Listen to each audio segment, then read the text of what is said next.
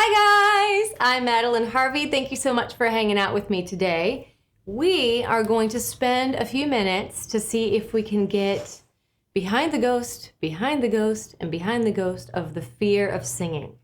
So if you have some fear and anxiety about putting yourself out there, we're just going to have a quick little conversation, help shed some light on some of those fears and see if we can turn them into strengths. So that way we feel a little less scared when we go to sing.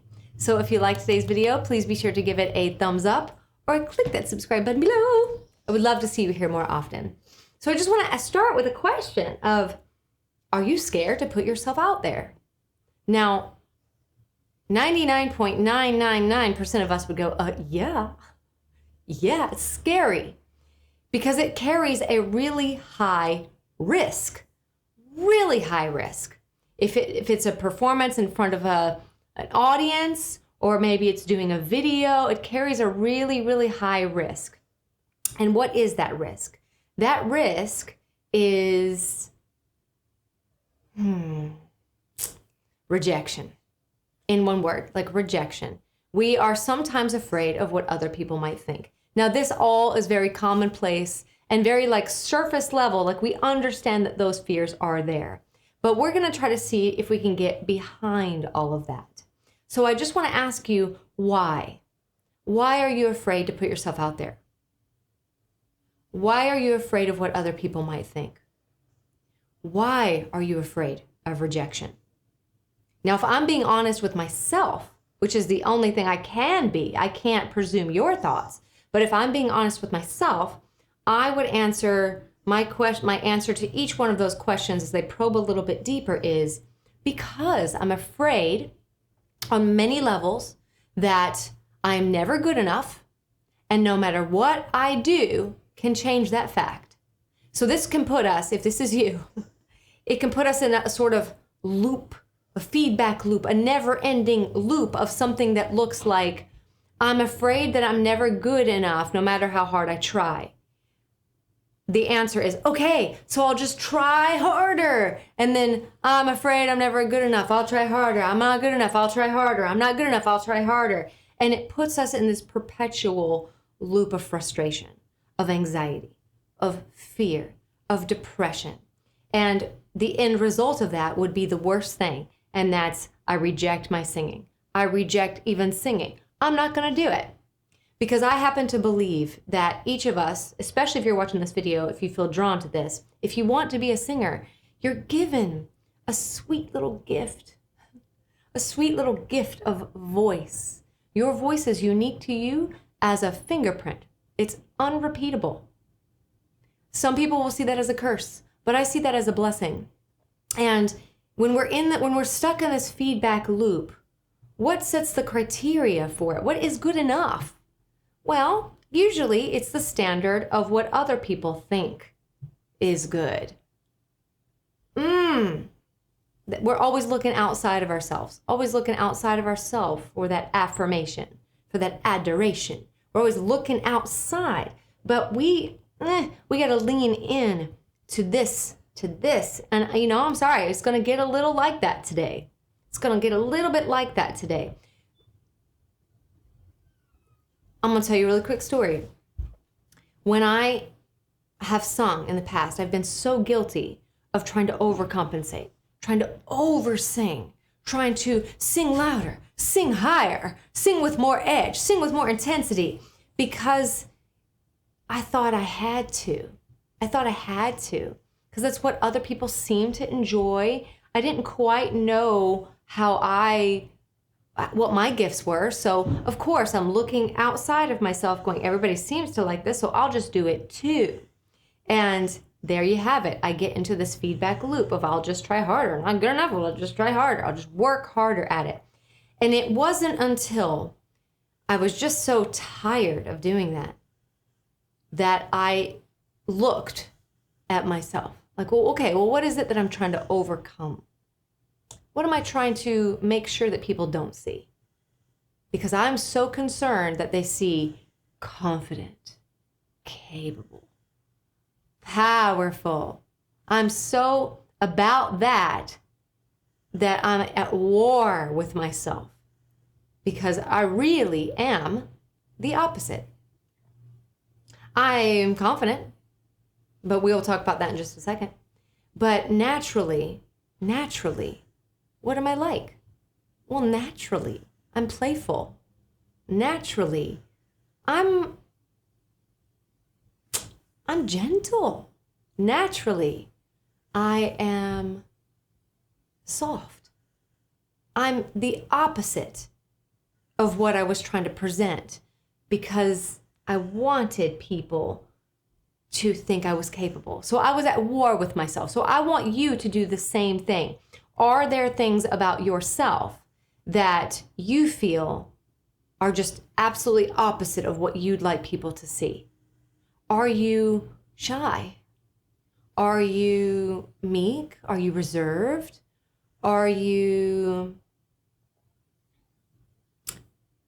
Do you feel you have to compete for attention?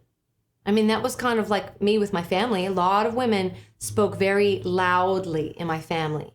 And I used to compete with them because I wasn't aware that this was happening. But as soon as I became aware, I withdrew and I just listened and I waited for an opportunity to speak. That meant I didn't talk as much, but it also meant that there was more listening that was being done. So it kind of changed the way that I related to my family instead of just competing. So do you feel that you've got to compete? Do you feel like you've got to be heard? You're going to be loud to be heard. Do you feel like people are only interested if you can sing super loud, or if you can belt, or if you can sing super high? There's an extent to all of this, guys. We spend so much time chasing what we think other people want to see, or we're going totally opposite of what we really are, that we're missing the point. It's like you're missing the you. So a great way to overcome this fear that you may never be good enough, so you got to keep trying, you never be good, just get out of that game, get out of that loop, is to look at some of the things that, yes, you might not like about yourself. Try to see them as possible gifts rather than just curses. Yeah, even despite if someone said something. Like, I've had plenty of people tell me that my voice sounds like a little girl. Or I've even had some people say, your voice literally hurts my ears. And okay. Okay. It is hard to not take those things personally. But I find what really helps with that is to lean into all the ways that I did not like my voice and just confront that. Something so wonderful about confronting fears. It's like you see them and they're like, instead of being really big, they're like this big. So when someone says something that's really just vicious, like your voice hurts my ears, do I need to take it personally? Not really. Not really. Your ears are yours. That's your experience. Turn it off then. You don't have to take it so personally. And I will give you the ticket as to how this will help. If you look at your voice as an experience rather than a sound, when you are in your best experience, you legit do not care what other people think because you understand the value of it. You understand the value of your experience. If you're not having your best experience, audience can't have their best. If you're working too hard to change everything about your voice, the audience can tell. And the audience will feel frustrated with you because they feel you're not being honest with them. It's like we both want honesty. The artist and the audience both wants something real. They want something that is real. And there's only so long that you can sing big belty numbers. You can only sing that long before your audience is like, great, I get it, you can sing. What else? What else can you do? Can you connect with me? That the audience is going to start to lose patience. So really, at the end of the day, we have to lean into what is authentic, what is real. And yes, scary, scariest of scaries, because it means you're leaning into things that you don't necessarily like about yourself. But you're hopefully seeing that those are gifts and they aren't curses. So if your voice is really bright, use it. If your voice is really dark, use it. If your voice is really energized, use it. If you are nervous as a person, use it. Don't try to change everything about yourself to try to appear a certain way. That's just going to make you more fearful, more anxious. Take stock of who you are. That means pay attention, but gently pay attention. We don't want to be like super critical. Like, for example, I am quirky. I am gentle. I am nurturing. Okay, quirky, gentle, nurturing. How can I feel that? How can I embrace that in my voice when I sing? Because I'm looking for the best, most honest experience that I can possibly give. Because if I gave that, you would feel that. So that's what I want you to use as a possible criteria for getting out of this loop of fear and then trying to push against it, overcome it. Fear, push against it, overcome it. It's only going to compound. It's going to get worse and worse and worse and worse. Stop playing the game. Step out of it and then take stock, especially of the things you don't like about yourself. Those are the gifts. If your voice is rattly and inconsistent, use it. It's so wonderful. We really like to hear things we've never heard before. But we like to hear those things from people that are going, this is me. This is who I am. And we appreciate that. We appreciate them for going, thank you for sharing that with me. Even if it's not what we expected. One more question. Which one comes first? Is singing a science first or an art first? What's the first? What's the entryway into singing? I'll give you a second to answer. Is it a science or is it an art first? Because this might be a thing that's causing anxiety as well. Well, if you answered it's a science first, you're right. Now, ultimately, it's an art.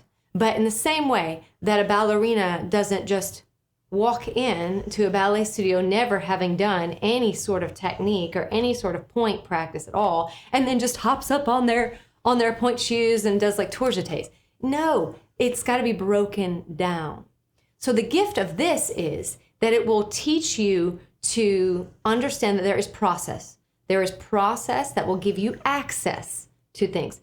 Just having that access and understanding that it's not personal, it's a journey. But you're exploring it, you're molding it, you're shaping it, you're feeling that you know how to trust your voice. You know how to access and use your voice. That will give you confidence so that when you're ready to leave the practice room and step onto the stage, you trust your skills. You're not up in your head though. You're not staying up in your head thinking about everything that you're doing, but you have that muscle memory that you can relax and enjoy. You can enjoy the performance and your audience can enjoy the performance. So I will leave you with that. That right there gets rid of 90% of my fear. Just knowing that I've broken it down. I trust my voice. I have spent the time with this piece so that even if I'm a little scared, I'm not so scared that it overwhelms me and shakes me, but I can stay anchored in that trust.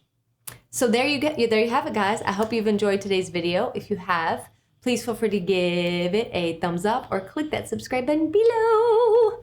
I would love to see you here more often. And if you're interested, I did just do an entire live about this that was set up as a wonderful dialogue with the members. So if you want to check that out, click the join button below and become a member of this channel. As a member, you'll have exclusive access to all of our lives that we do every Monday and Thursday at 12 p.m. Central Standard Time. And if that's too late, too early, or you're just working, you'll also have access to our members only area with over 100 hours of voice lesson instruction. So again, click that join button below. It's only $4.99 a month, US dollar, and your contribution helps to support our channel. That way we can continue to have these awesome conversations. If there's anything that you'd like to learn, please leave it as a comment below, and I will see you next time. Thank you so much for joining me. Bye.